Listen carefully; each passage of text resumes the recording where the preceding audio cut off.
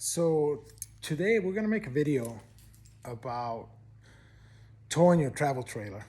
I have a 2021 Jayco J Feather 24BH, and we'll check it out. We'll see the numbers and talk about what it's like to tow it with an SUV. Everybody's out there with a pickup truck, right?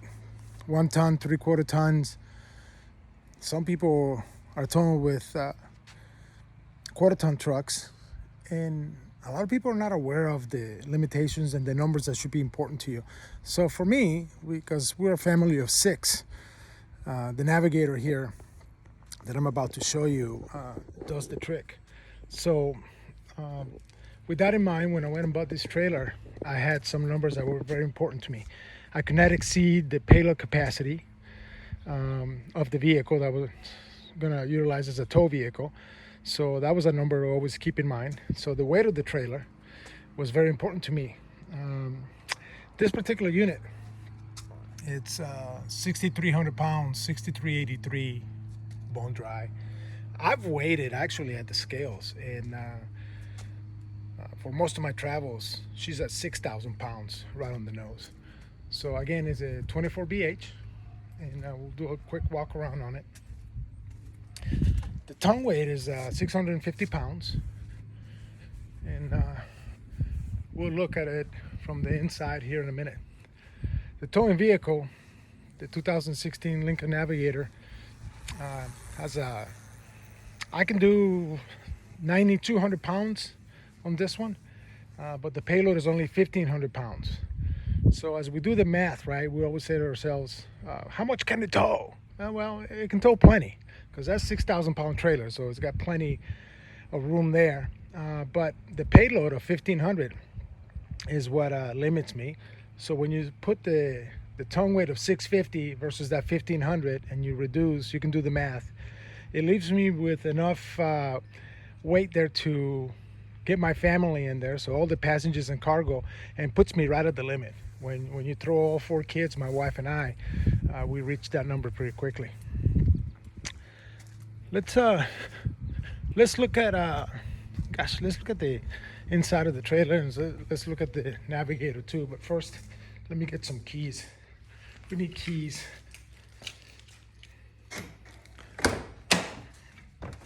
got a bunch of keys in here. Let's see, what are you? Yeah, these are the ones. Okay, got it. By the way, 1999 Z28 supercharged Camaro. Built rear end, that's an S60 Dana. It's got a 6-speed T56 Magnum and a built pro-charged 383 motor, 640 horsepower, pretty stout. It's a toy that I take out every once in a while and play around with. I drive on drag radios most of the time. Back on topic. So the travel trailer, it's something that I utilize on a regular basis. We've been traveling the country, staying at KOAs most of the time, and enjoying the national park scene. So here she is. I chose this this type of seating instead of the dinette, and maybe a little bit of a couch. I like these recliners here. They work pretty nicely. So when you're in front of the TV, you can recline. You can actually sleep people here. 2 of my kids like to use this as their bed. So you can see, you can lay flat. Does the job pretty well.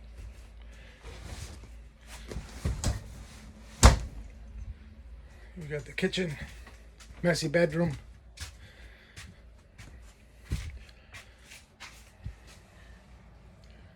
And the bunks back here are rated for 300 pounds each. So 2 kids sleep comfortably on the bottom and the top.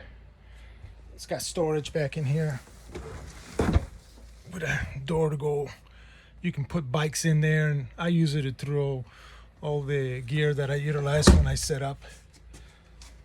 Bathroom is right here.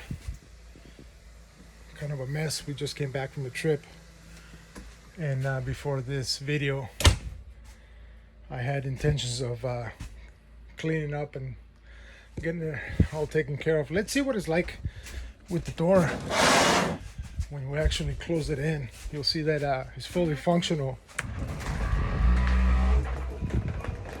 Why'd you go back so fast? It's making all this noise. I gotta get down there and lubricate, because it usually doesn't make that noise when she comes back out.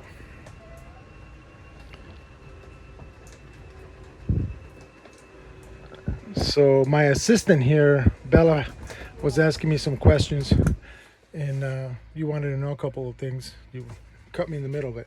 So let's push it back out.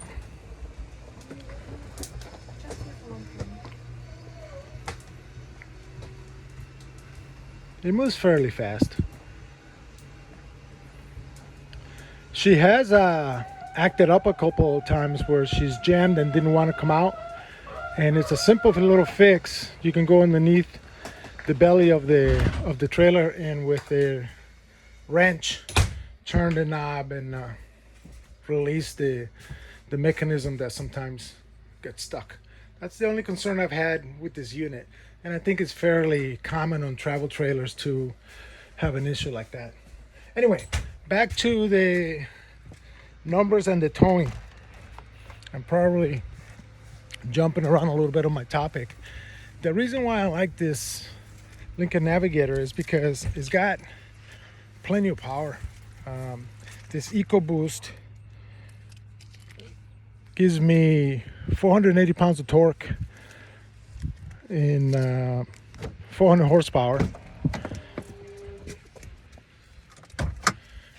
If you're familiar with this vintage Navigator, they are pretty nice. Tons of room for the family. Like I said, we just came back from a trip. As you can see, we still have sand and stuff like that, and I usually keep it in really tip-top shape. I'm very anal about my stuff, so showing this video in this shape is not it would not be my first choice, but it's just improp. I'm doing this as we go. What's the matter with this? There we go. So one thing I've done is I installed this catch can. Direct injection engines will benefit from having one of those.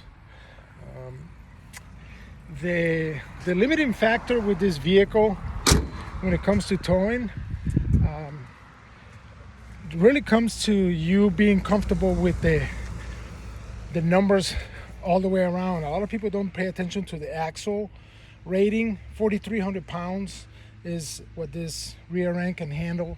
So when you measure again the 650 pounds that you put a tongue weight, the passengers and this and that, and you go to a scale and you weigh your vehicle, you're gonna come with a surprising set of numbers.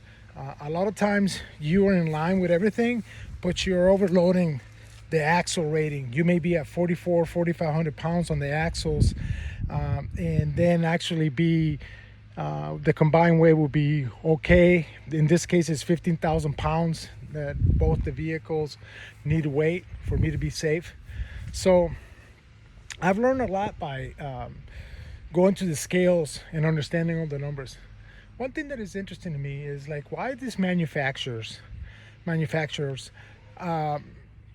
creating this type of vehicle for a family to be able to tow a lot of weight, 9,000 pounds, but they're so concerned with the comfort and the suspension settings that they give you numbers that don't quite work with each other.